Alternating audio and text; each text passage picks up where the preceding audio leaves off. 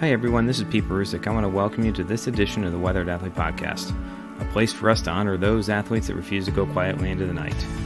As a weathering triathlete and a physical therapist, I will spend my time talking with those athletes that continue to make the necessary repairs and continue to move forward. They may have a few cracks in their foundation or a squeaky step, and their patinas may continue to fade, but they are no less glorious than years prior.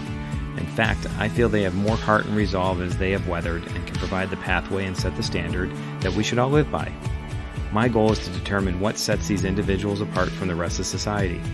After the discussion is over, I encourage you to stick around to hear a breakdown from a physical therapist perspective on how this weathering athlete is able to keep moving forward. Don't forget to hit subscribe, leave me a comment, and share with your friends. I'm excited to be joined by Pat Okker from mile number 17. She is the Dean of the College of Arts and Science at the University of Missouri at Columbia. Her incredible fitness journey into running and powerlifting started 9 years ago at age 51. Since then, she has run 9 marathons, including 7 straight Boston marathons. She discusses what running Boston means to her and what it was like to participate the year after the bombing. As you will hear, prior to age 51, she was overweight and had little experience with exercise. She was asked by a friend to be part of a group called OWOW, Old Women on Weights, which led her on a journey to travel internationally competing at powerlifting, and more recently she has made the transition to Olympic-style weightlifting. She holds 2 world records in powerlifting for her age and weight class with the World Drug-Free Powerlifting Federation and numerous American and national records with the American Drug-Free Powerlifting Federation. We discussed the changes she has made due to COVID. She credits her success at running due to her time powerlifting and weightlifting. I hope you enjoy. Hey Pat, I want to thank you for joining me on the Weathered Athlete Podcast. How are you doing today? I'm doing great. Glad to be here. Thank you. That's good. So what is your role you're at University of Missouri? I'm the Dean of the College of Arts and Science, which is the largest college on campus. Oh, okay. How long have you been there? I've been at Mizzou as our nickname for 30 years. I've been dean for 4.5 years. Okay, that's great. So, when I was looking at who I can talk to, I'm trying to branch out. So this is not just a triathlon podcast. And Devani had sent me your information. So when I started to look into it, looks like you're doing what, powerlifting? Yeah, so actually, I have a weird story, but I started out as a runner, did some then added powerlifting. Then I added and kind of did Olympic style weightlifting, which is actually what I continue. So right now I really consider myself primarily a marathon runner. That's my primary focus, but Olympic style weightlifting is my secondary sport. And I'm better at powerlifting, but I really like Olympics weightlifting. Okay. How long have you been doing that? So I started all of it, the whole process about 9 years ago, and I did it's a little over 7 years that I've been doing weightlifting. Okay. And people get confused because I think it's the same thing as powerlifting, and they're, of course, completely different sports. Yeah, we're going to talk about the difference because I agree. I think people don't really know. How long have you been running? I know you did a couple marathons.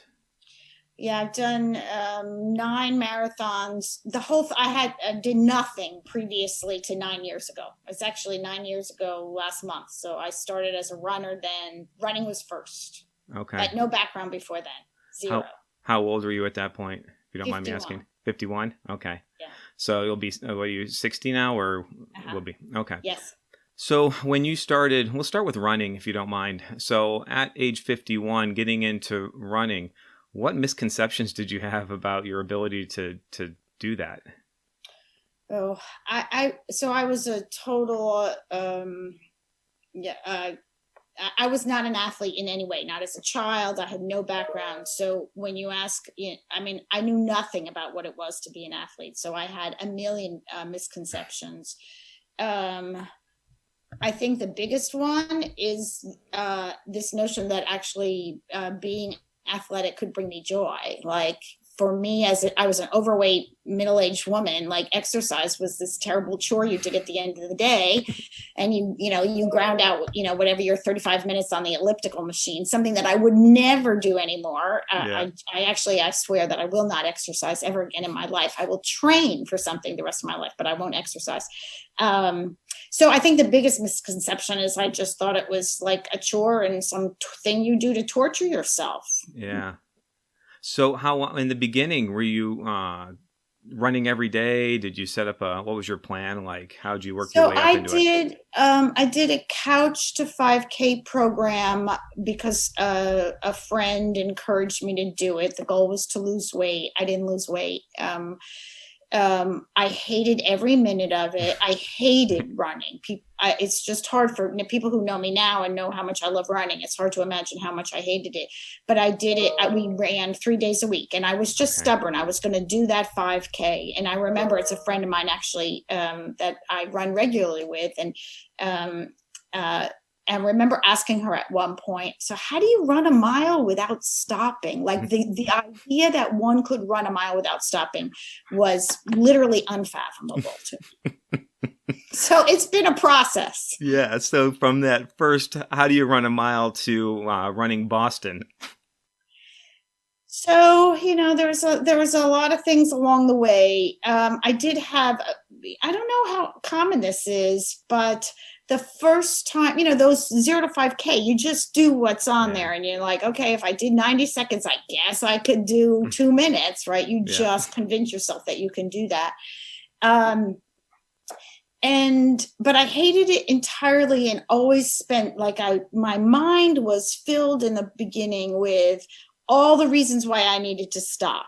That's the only thing that I thought about while running. And I confess, I still sometimes, of course, have those thoughts, right? But it was like, I need to pee. It's bad for my knees. I need to get to work. It's too cold. It was just, that's all that was going on in my head.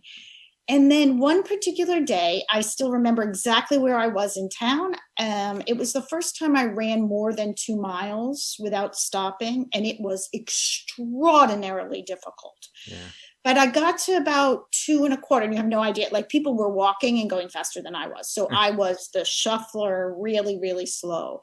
But I got to about 2.25 miles, and I suddenly had this sensation that I wanted to keep running. In retrospect, I think I finally ran long enough. I mean, it was probably at 40 minutes. I mean, you cannot believe how slow I was. That I got a little like endorphin, something like some chemical happened in my brain. It was like a light switch. And the person who was organizing at the time said, well, you can stop now. And I actually ran farther than I was supposed to.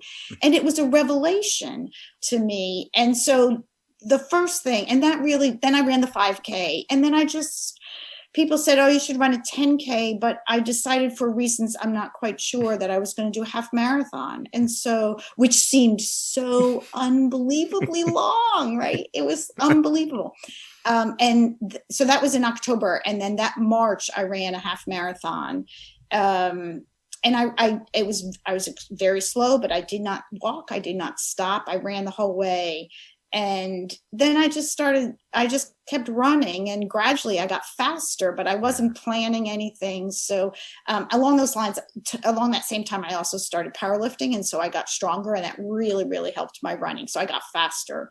I also started losing weight once I started powerlifting. Anyway, that's a long story, but I went from a 5K to a half marathon. And then for about that next summer, I actually started getting faster and really then started saying, oh, I like this. This is fun. But it was a process. Yeah, but I think probably adding the powerlifting in there probably made a huge difference as far as just the quality and your ability to continue to run. It was a huge thing. And the funny thing, as much as I hated running when I first started, the very first time I touched a barbell, I thought to myself, this is fun. Like, I liked it right from the very beginning. And I was heavy, and being larger is not a disadvantage when you're trying to pick up a heavy dumbbell. And I had a fabulous coach who treated me like an athlete from the very beginning. And so I really, really took to powerlifting right away. It was just fun. Yeah. So how much weight did you lose? About 55 pounds. Great. That's awesome. When you started weightlifting, how'd you get into that or get into powerlifting? How did that transition happen? Oh, that's a funny story. So I had this gym that I went to. Again, as an overweight middle-aged woman, of course I went to the gym. I was trying to lose weight. I've been trying to lose weight since I was like 12 years old. That's just who I was. I was somebody who wanted to lose weight. And there's a woman that I really liked, who's a few years older than I am, who worked at the gym. And she came up to me one day and said, Pat, we want to start a women's powerlifting group. Will you join?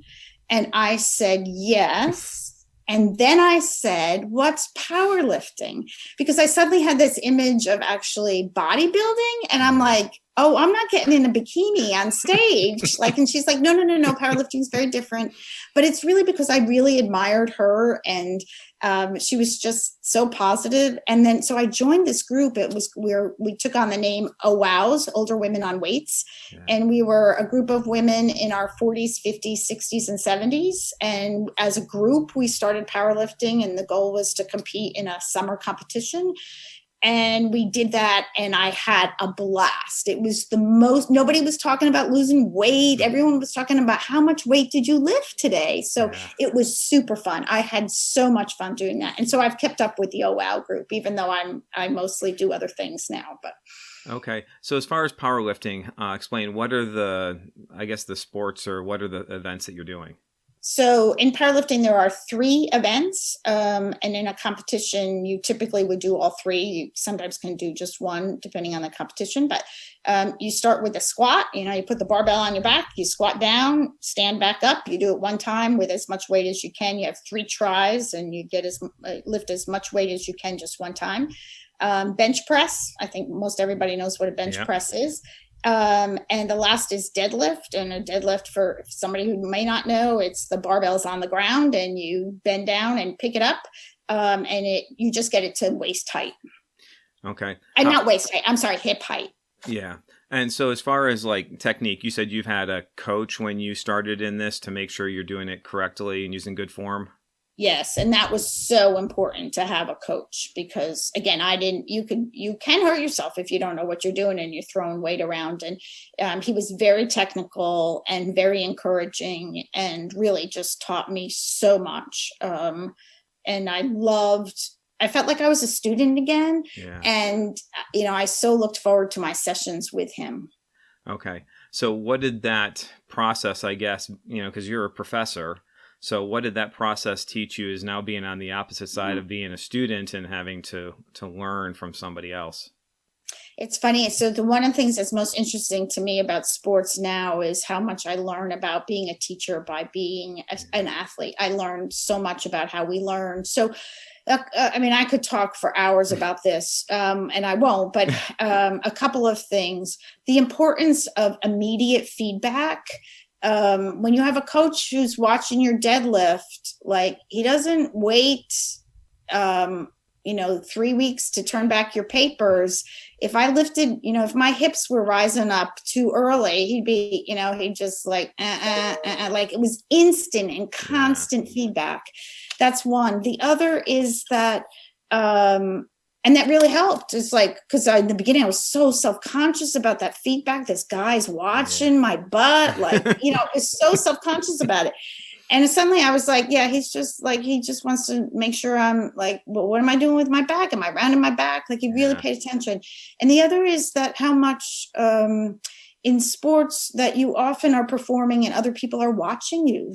You can see and you can learn from other people. So I would watch other people work out with their coaches and go, oh, that's what it looks like when I do my deadlift the wrong way.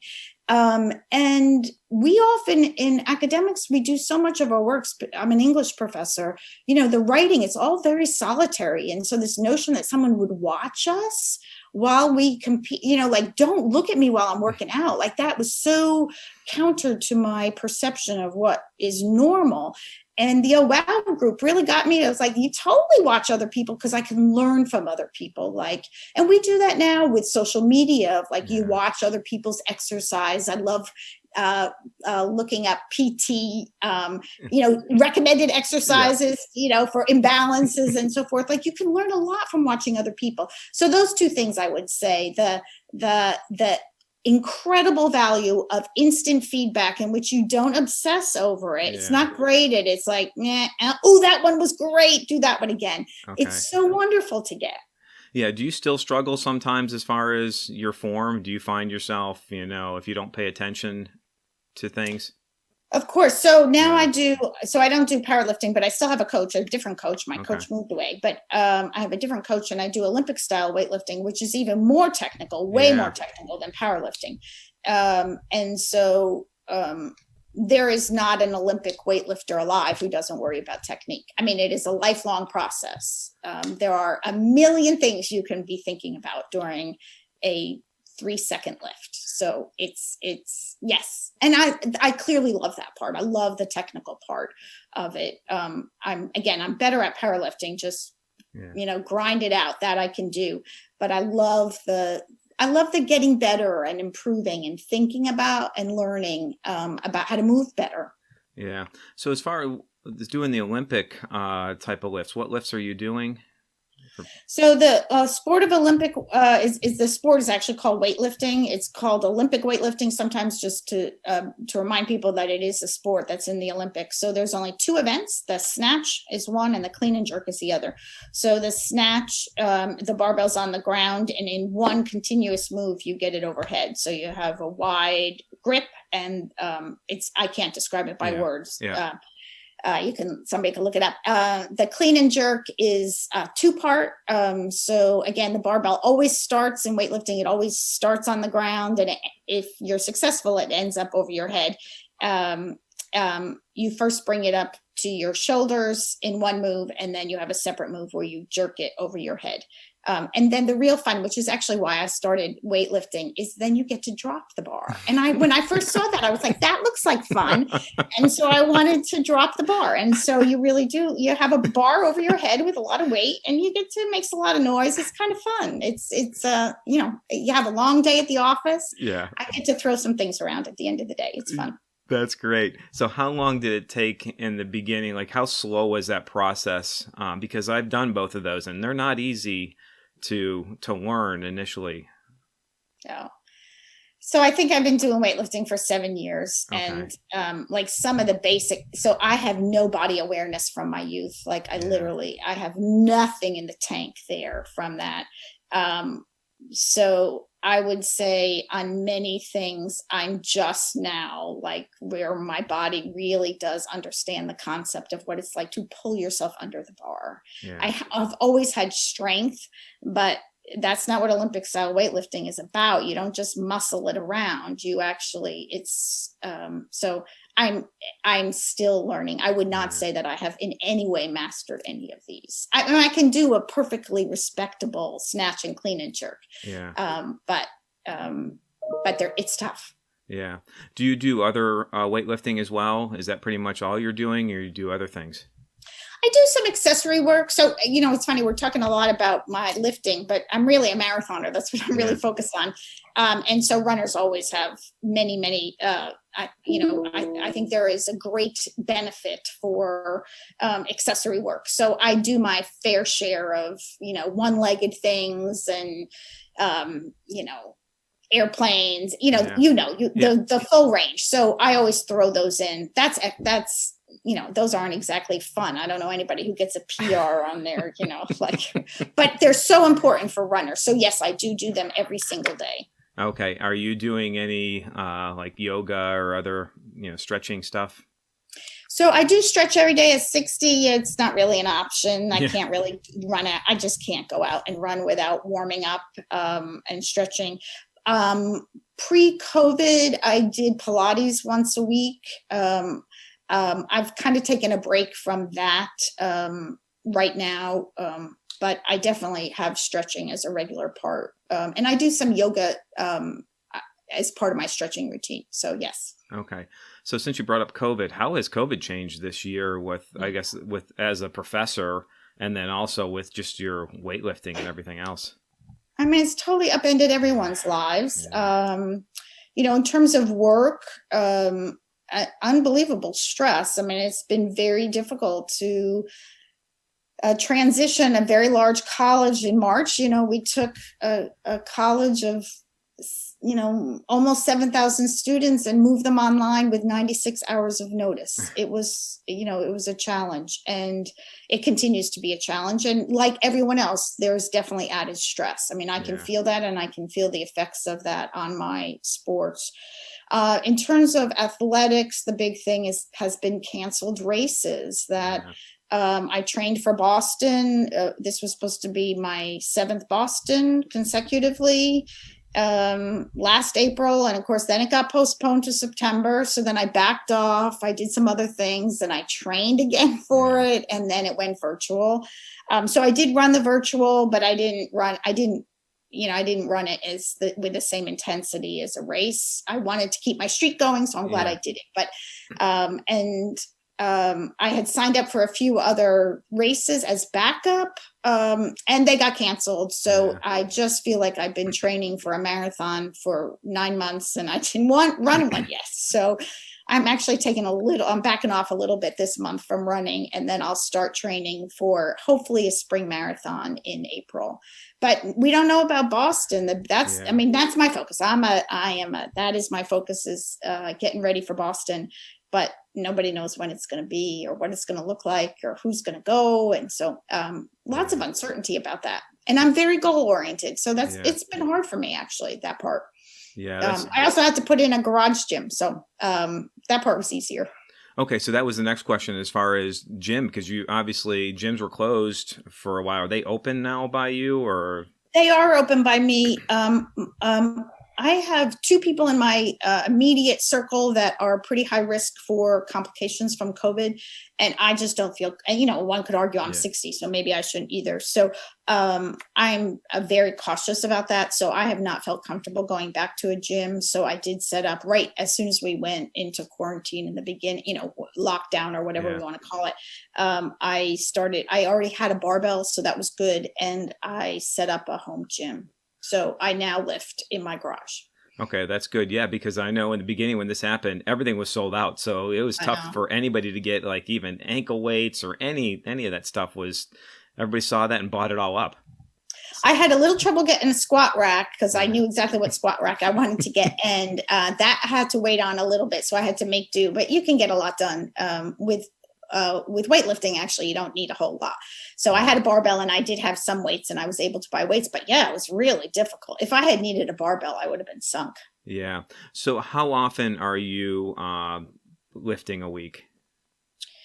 I lift about 5 times a week. Okay. And then right now I probably run about 5 times a week. Okay. And what's your mileage like as far as running, do you think? So off season, like I would call this off season, I'm at about 30 miles a week. And then I'll start building. I have just last year, I got a running coach, a remote running coach. I think when I was doing my own plans, my highest weekly mileage was maybe the low 60s, somewhere around there. Okay. She did not have me go that high. I probably was more 50, 55. I actually don't know, but so somewhere in the 50 to 60. There might've been a week or 2 in my life where I went over 60. Okay. So I want to just quickly touch upon the effects of powerlifting and weightlifting on your running. So when you let's say that first marathon, were you doing lifting at that point, or did that kind of come in after? Because I'm just curious to see because your times as a Boston, you're under 4 hours. So how did that improve your times? So I started lifting almost just like a few months after I started running. So I've always been essentially always doing all of them. Like that 5K I had when I ran that very, very first 5K, I wasn't lifting then, but then I started lifting right after that. So I've almost always done both of them. I am a strong believer. I have had lots of people tell me you're not going to be a fast runner if you keep lifting as much as you do. My own personal belief is that lifting has decreased my risk of injuries. And for someone of me, I always say I'm a sample size of 1, which is like, again, I have no background in sports. I had no, like literally could not feel my body, that what's that proprioception? Yep. I had 0. I was like, what do you want me to do with my elbows? Like, where are my elbows? I had no sense of where I was physically in space.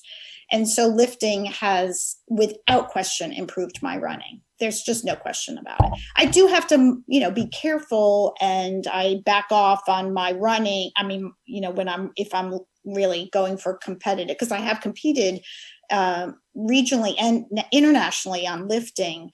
Obviously I back off, so I know which one I'm focused on. But to me, running does not help lifting. Let's be honest about that. But the other way, it really does. Yeah, it definitely does. And that's why I was just curious to see, like, if the first marathon or second one, if you weren't doing it, because I'd love to see the difference of, obviously as you continue to lift, you're going to be stronger, your endurance is going to be better. So it would have been interesting to see the difference of how much improvement that made. But great thing that you started right from the beginning. So I just did it right from the beginning. Yeah, which is awesome.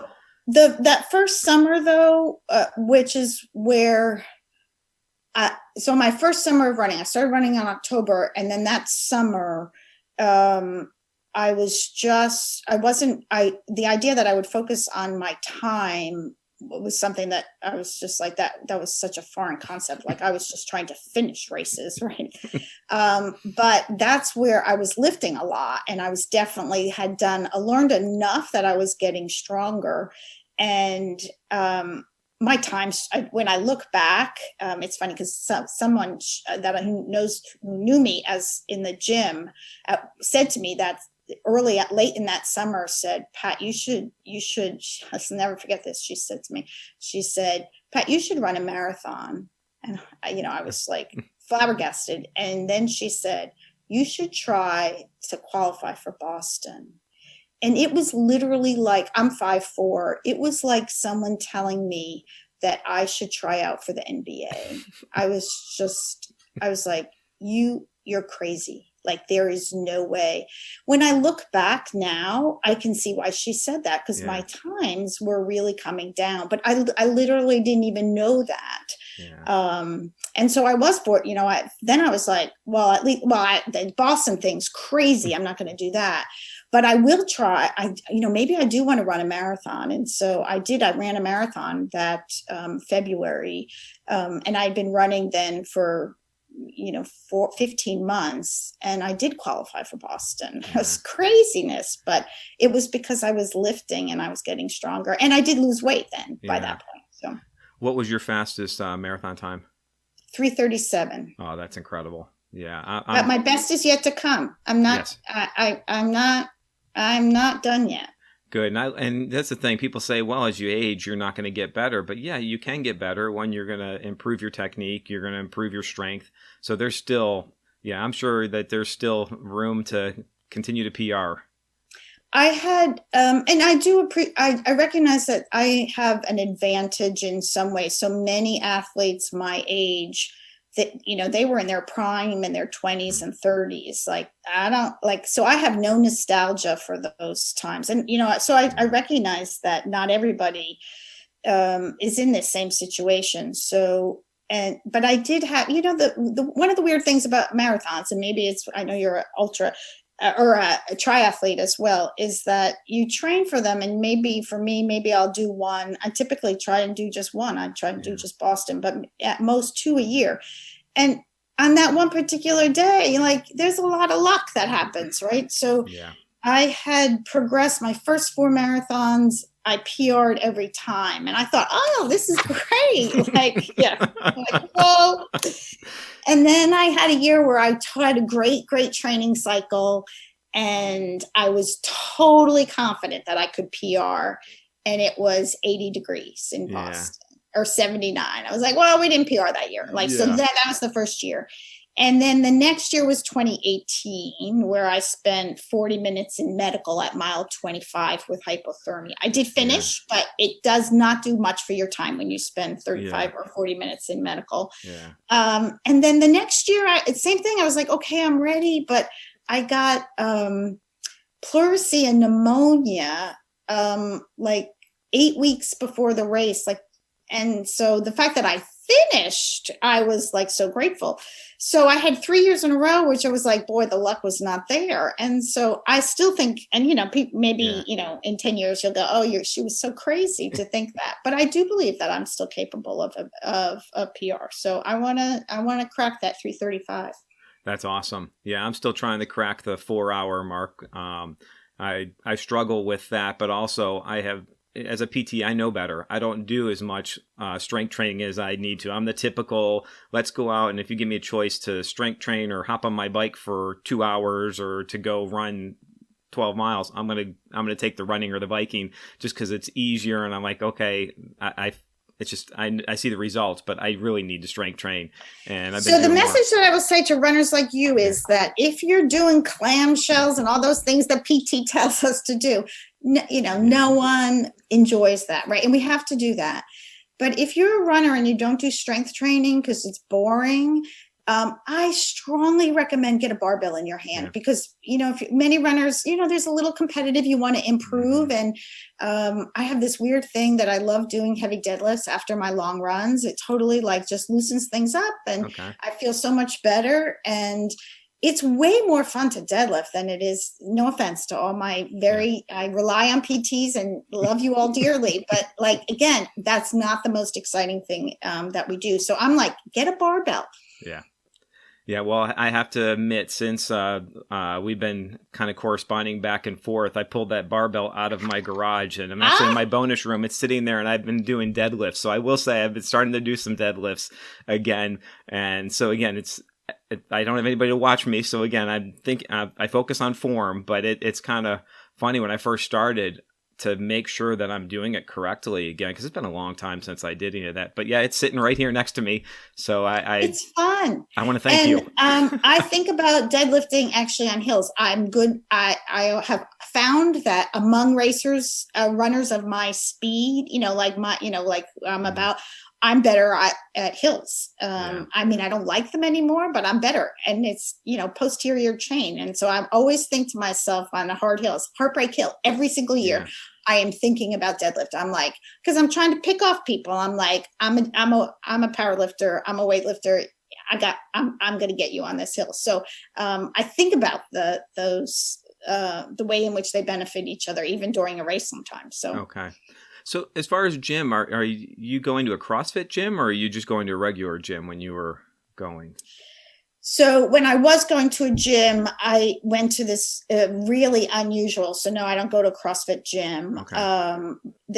It was a really small gym. It was unlike anything I'd ever been, but it was a place where there was a fair number of Olympic weightlifters around. It's a very small, it's since closed, but it was very small and just had the most amazing staff. They were all completely so well trained in sports, and it was just a very unusual place, but it's since closed. So now I'm in my garage. Okay. So you've done Boston, you said, what, 8 years? So counting the virtual, I got, was 7. So 6 there. And then 7 was the virtual this year. Okay. Were you at Boston then the year of the bombing? I'm trying to think what year that was. No,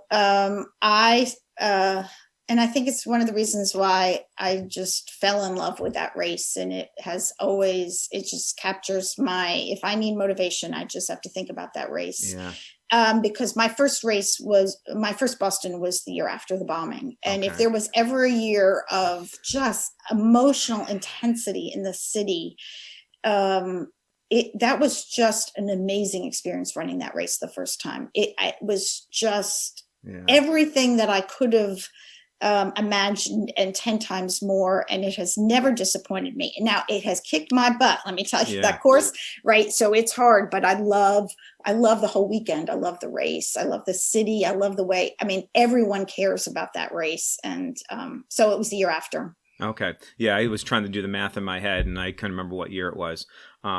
So from not having, I guess, that experience, like you said, as far as competing as a youth, how's that competition? It sounds like you said you're very goal oriented, but that competition, do you thrive on that competition? And are you looking to, I know you're trying to beat yourself, but what about beating those other competitors? I pay attention. I am competitive, and mostly the most important thing is, can I beat my own times? Okay. Can I get faster? And I feel that way about lifting, right? So it matters more to me whether I get a personal PR than whether I win at a meet. Now in powerlifting, there are not that many women in my age and weight class. So to be honest, I typically win at powerlifting competitions, even internationally, sometimes because sometimes I'm the only person in my age and weight class. That's changing some even since I've been doing it. So there are now more women, but it's not uncommon to be like, okay, you're going to win. But so then the only thing that matters is, well, how much are you going to lift? Okay. But in terms of running, I'm competitive. Yes. Yes. That's a good thing. I'll own that one. Yeah, that's a good thing. And then for you crossing that finish line, how does that feel to you, At a marathon? Yeah. It's not ecstatic for me. Every time I finish across the finish line on a marathon, I feel as empty and as a person can be. I feel terrible. The elation can come relatively quickly, but at that moment, I don't know. I really don't know how to describe it. It's often a really lonely, scary place for me, the finish line, because I feel so terrible. And I know people will say you don't have to feel that bad, but like I do, for me, if I'm going to run a marathon, I want to know that I gave it my very best. So I'm going to run as hard as I can.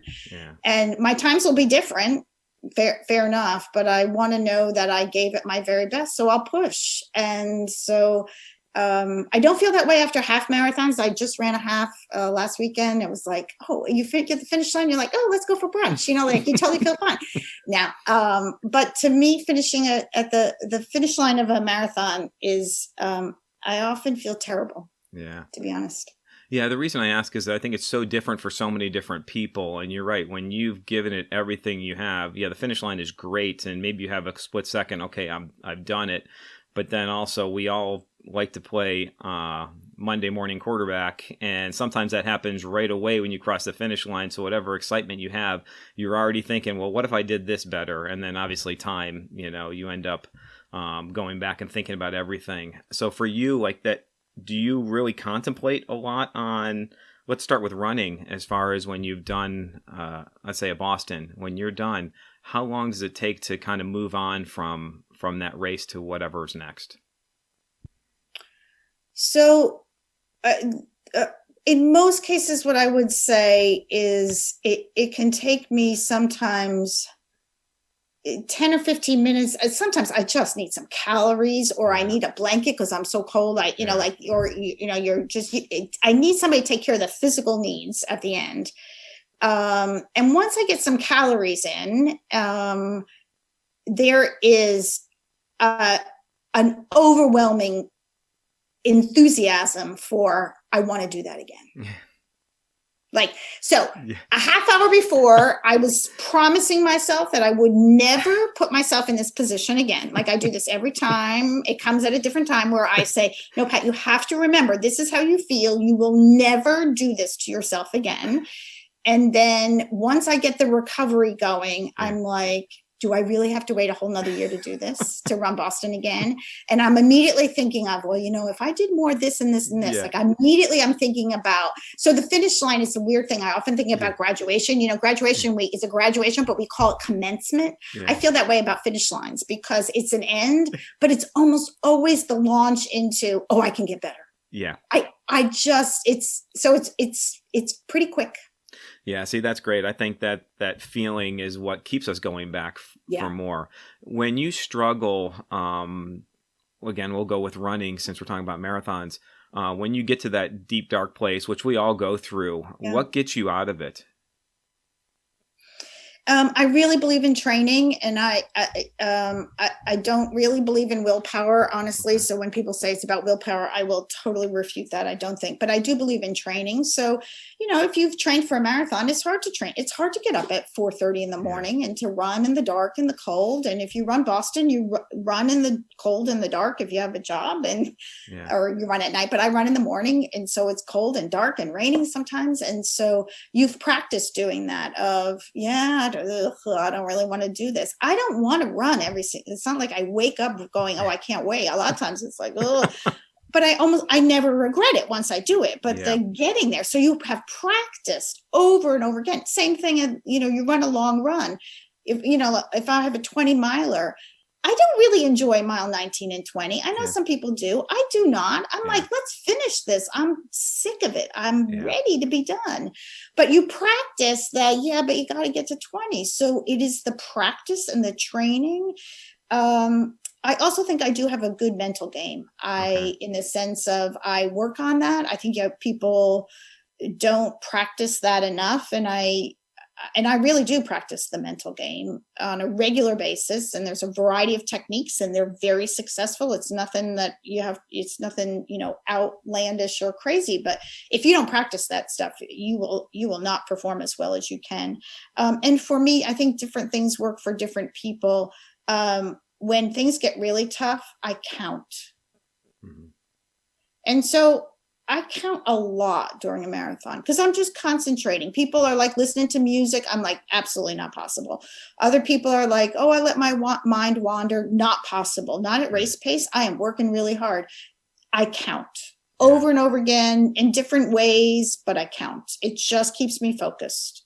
Yeah, I've actually switched. I'd say probably within the past 2 years, especially last year as I was training for my first Ironman, is I started counting when I was running, and such a difference. It takes all that doubt and that, your mind is going all over the place. And so I would, just like you, I'd count. Sometimes I count to 10, sometimes I count to 100. Sometimes it depends if there's a hill, I was counting up the hill. And then, so yeah, I wouldn't count all 26 miles, but I would count a lot of it. And amazing how much that kept me just kind of focused on what I needed to do. And it got me out of, okay, I'm not going to pay attention to anything else other than just one step. We're just going to keep going. I mean, for me, the trick of and actually it's the trick of weightlifting too, in many ways is, and it is the meditative part about that is to be present, right? Yeah. So when you are struggling at mile 17, which is totally in Boston, you hit your first hill, you make that turn, and your first really hard hill is at mile 17. You're struggling then, and you also know you got 9 more miles, like you cannot, right? But if you start thinking about mile 26, when you're on a hill, on mile 17, you're toast, right? Yeah. So it is being present. And so the counting just keeps me in the present. I don't have it. Sometimes it's 30, sometimes it's 10, sometimes I count to 100 if things are going good. I count to 100 twice and I've done a mile. And sometimes I just hold a number in my head. So the early miles on a marathon, I often just think about number one, mile number one. And I just think about that one number and then I go on to another number. And so I don't let, that brain, that monkey brain, the people who do meditation would call it that I heard when I was first started running of it's too cold, it's dark, it's bad for your knees, like that constant. I have learned to just say, shut up, be quiet. I'm not giving you space. Yeah. Do you do meditation? No, I run. Okay. So that's your meditation. That is my meditation. That's good. So then quickly let's jump to lifting, because really there's no thought process. Your job is to just get that bar up as high as you can, up that one time. So really, is there any thought process there? Or do you have to do some self-talk before you lift, or do you just go and just do it? Most times before a lift, especially before a heavy, I might be thinking about one cue. There might be easily 50 things I should be thinking about, like stay on your heels, keep your gut, tight, and, relax your arms or whatever it is or that I'm doing. But at most you can think about one. So I might have one cue. But it is similar to me in the sense that clearing my mind and just focusing. It's a funny thing for weightlifting. The lifts are very fast. I think a snatch probably takes 3 or 4 seconds from the time it leaves the ground. But you actually have to be patient. The first part of a good snatch, or a clean, you have to be patient. And it's hard to be patient in 4 seconds, but if you get it, I will miss if I get ahead. And, my coach is always telling me, be patient, be patient. I'm like, it's 4 seconds, but you really do have to be patient and not explode too soon. You got to make sure you use your legs as long as you can, and then you jump. And it's that same sense of don't get ahead of yourself. So they're actually, I do think there's some similarities of focus on what you're supposed to be doing on the first pull, do your first pull and stop worrying about the second thing, just do that. Yeah. Yeah. So being present, basically, that's the biggest thing.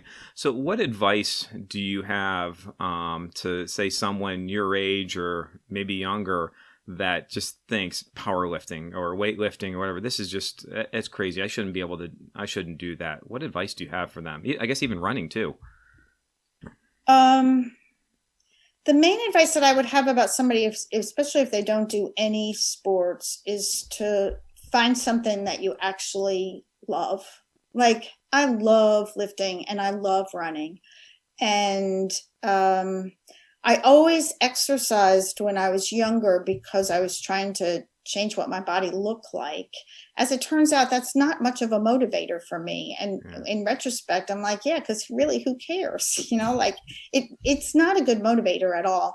But to learn how to move differently or to learn about yourself and your body, it brings me such joy. So with running, it's true.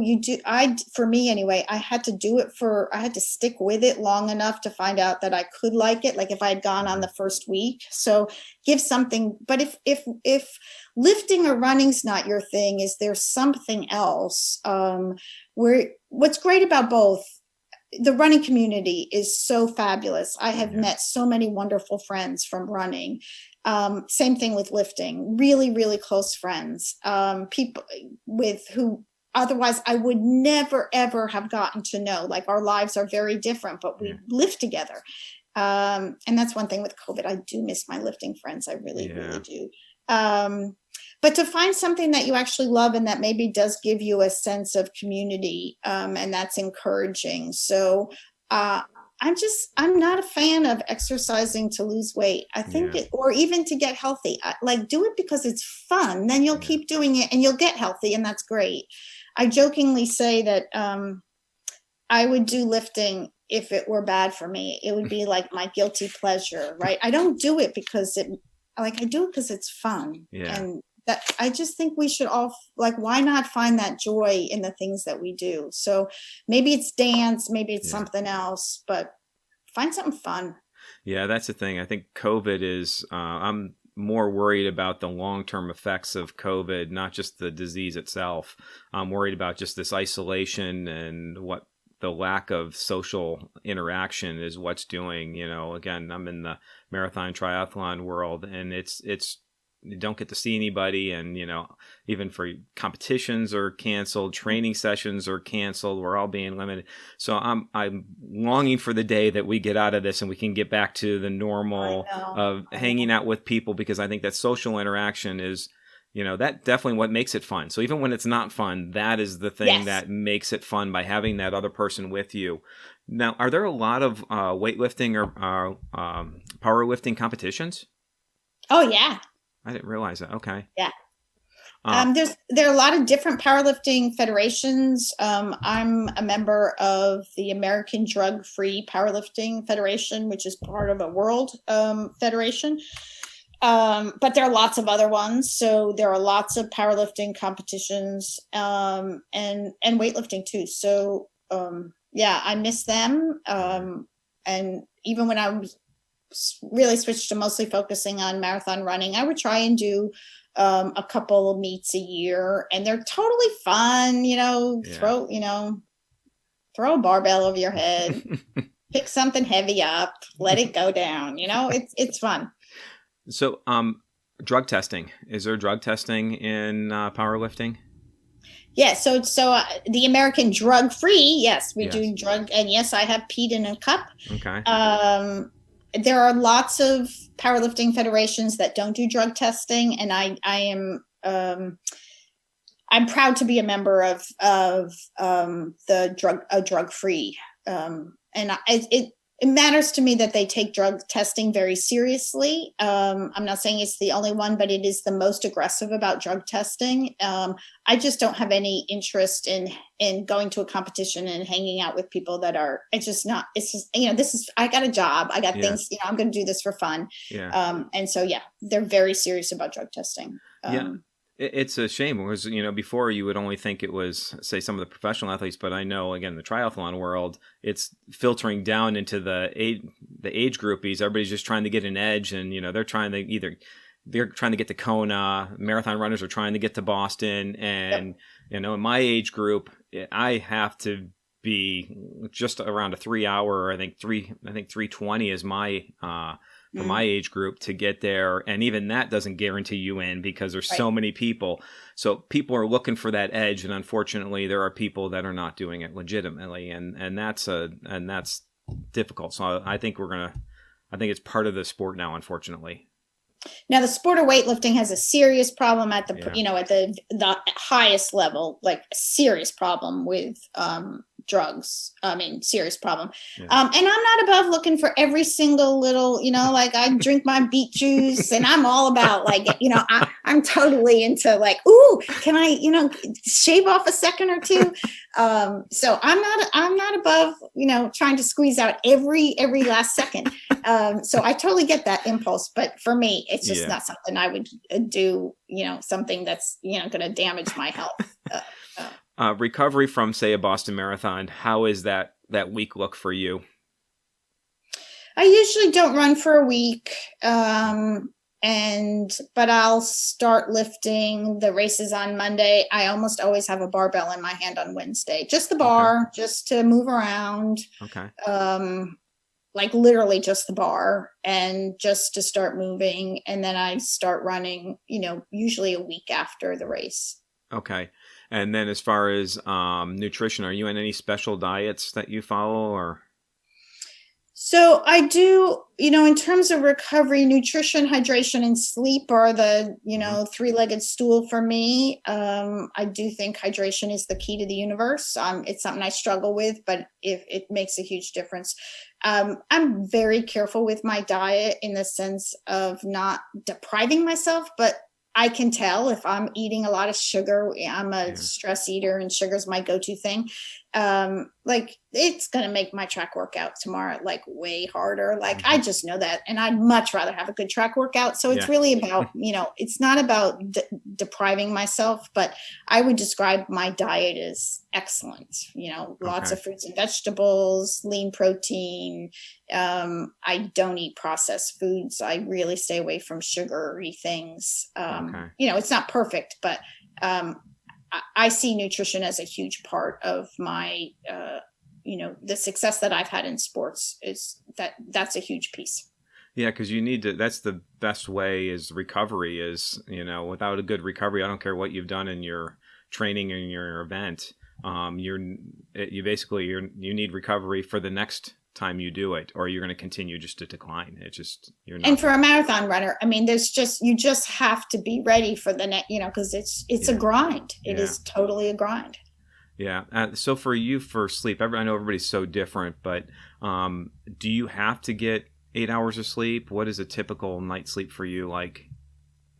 So I wish I could sleep for 8 hours. I literally just, my body, as I age, I look at the teenagers and they can sleep for so long. Like it's really, really hard for me to sleep 8 hours. I just wake up. So a good night's sleep is 7 hours for me. Okay. Like I don't set the alarm most days. I wake up, it's 7 hours. I have to go to bed really early. The stress interrupts my sleep, and that's something I struggle with. And COVID and various things this fall have made that more difficult. But 7 hours. Okay. Have you had any injuries you've had to overcome? I've had little nagging things that I've not ever missed a season, but I would say that I have certainly had my share of, tendonitis here, a hamstring that's bugging me here, and I get into PT. I go to massage regularly. So again, I'm a 60-year-old. I got a 60-year-old body. I got to stay on top of stuff. So I have nagging things that crop up. Right now, my ankles are bugging me, and I don't know why. I'm going to go see my PT on Tuesday. So, but no major injuries. Okay. Do you do any swimming or pool running pre-COVID? No. Okay. So, and no cross training as far as biking or anything. It's pretty much running and then weightlifting. I bike once a week. I have an indoor bike. Okay. I do that typically once a week. Okay. Just an extra, just a change of pace. Yeah. Just to get a little more aerobic without pounding on my legs. If I had time, I would do more, but I don't have any more time to get, I'm maxed out on time. Yeah. So as far as like any special mantras or quotes, do you use any? So every season I actually come up with kind of my thing. I call my affirmations for that season. So they change over time. I took this great course. I'm at a university, when I started getting into this, I took a sports psychology course. Mm-hmm. It was super great. I learned so much, and I'm like, I just want to learn what I should do and so that was one of the homework assignments, was to write our affirmations. The first time I did it, I think I had 22. I was like, I really had a lot of things I wanted to work on. And now I'm like, so each season I'll come up with here are my 5 things. And it's not things that I necessarily say to myself during a race.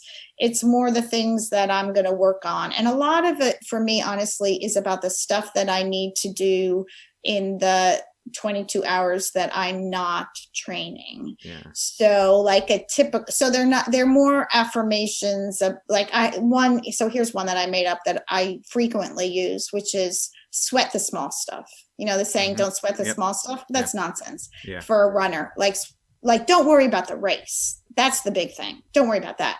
But did you have a glass of water in the last hour? Because if not, pay attention, because that will accumulate. So I really do believe that marathon training is so much of attending. It's the accumulation of a million stupid little decisions of, what'd you have for lunch? Did you hydrate that day? Did you go to bed on time? Did you stretch before you went to bed?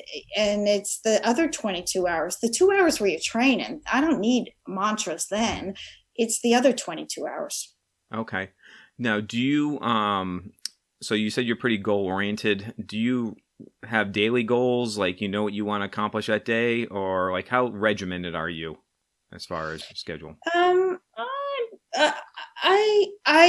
I'm almost always, in terms of running or lifting, like a session, I know what I'm supposed to accomplish that day. And it might be, keep it easy. Don't, really, it doesn't matter if you feel great. Today is supposed to be an easy run. So I know what my goals are for every training session. And I focus in on those. And the other 22, it's the same thing.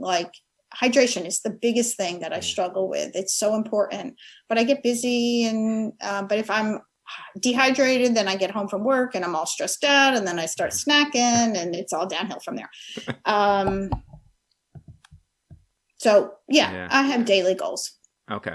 And then, because I don't want to keep you much longer, I appreciate the time. Last question was, I use kind of a hashtag, my miles are 4, as a way to kind of reinforce why, physical miles in life and on the outrunning. What, if you had to sum it up in 1 or 2 words, what would you say as far as why you do the things you do? Joy. Yeah. Perfect. You can't get any much more simpler than that. I love it. Well, yeah. When I saw that, I was like, oh, that's the easiest question in the world. I didn't have to think about that for 1 minute. See, I love it. I think we can make things more complex sometimes. Pat, thanks a lot. I appreciate you taking the time with me. This is awesome. Thanks for doing this podcast. I'm really, it's great for me to have an opportunity to learn more about athletes my age and older and younger, but I really appreciate the work you're doing. So thank you. You're welcome. I think too many people, they think as they age that they can't do it or it's too late to start. And if you've heard any of them, it's amazing. Most people started later in life and they've overcome some pretty significant obstacles in their life to do it. So I think it's, if anybody learns, we can get one person to get out there, whether it's running the Boston Marathon or just getting out the door and just doing something, I think that we gain. It's all about joy for me. So You're thank welcome. you very much. You're welcome. Thanks, Pat. You have a great day. Thanks. I hope you enjoyed today's episode and were able to get some insight into how one weathering athlete approaches each day of training and racing to stay as injury-free as possible. I believe her biggest strength is her participation in powerlifting and Olympic-style weightlifting. Her time perfecting her squat and deadlift over the years provided a great foundation as she progressed to the Olympic-style lifts of the snatch and clean and jerk. Her use of a coach to assist with technique played a significant role in reducing her risk of injury. As she states, she is a runner first and a weightlifter second. Honestly, I believe that ability to stay consistent at both is her greatest attribute. She started her powerlifting within 1 year of running, so it is difficult to fully assess the impact, but I am convinced it plays a significant role in her ability to stay injury-free and continue to PR. I can promise you there are many marathoners out there, including me, that would love to have a 3:37 PR and the opportunity to run 7 Boston Marathons. Her other attribute is her willingness to put in the time necessary. As she states, she believes in her training, she knows she has put in the work and spent the time, so when she is struggling, she uses that as motivation to overtake her competitors when things are the most difficult. Thank you for taking time in your busy schedule. If you find today's or any other episode inspiring, I ask you to consider to join our Patreon program. Details can be found at www.weatheredathlete.com.